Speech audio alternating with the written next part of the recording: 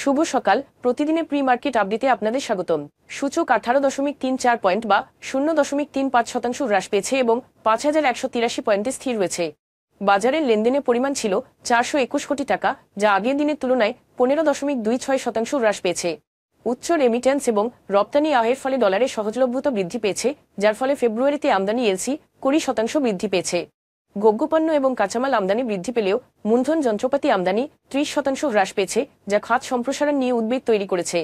ব্যাংকগুলি অতিরিক্ত অর্থ পরিশোধের উপর জোর দিয়েছে এবং এলসি নিষ্পত্তি আরও বাড়িয়েছে। Bangladesh securities and exchange commission print, electronic, online এবং সোশ্যাল মিডিয়ায় শেয়ার বাজার সম্পর্কিত সংবাদ ট্র্যাক করার জন্য একটি মিডিয়া মনিটরিং সার্ভিস চালু করার পরিকল্পনা করছে।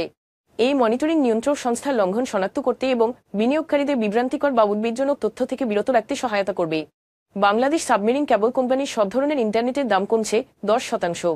এছাড়া ব্যাকবোন পর্যায়ে মোবাইল কোম্পানিগুলোকে ডিডব্লিউডিএম সুবিধা দেওয়ার কথা হচ্ছে, যার ফলে ট্রান্সমিশন বাবদ টেলিকম কোম্পানিগুলোর খরচ 39% কমে যাবে।